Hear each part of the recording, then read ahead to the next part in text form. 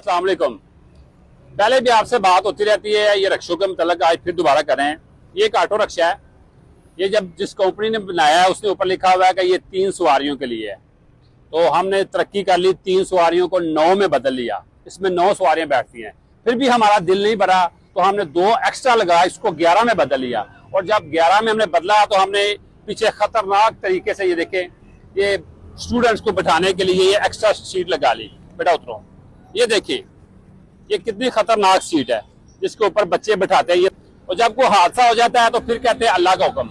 हमने रिक्शे वालों के पहले चलान भी किए, इनको समझाया भी, इनकी गाड़ियां बंद भी की, मगर इनको कोई असर नहीं हुआ।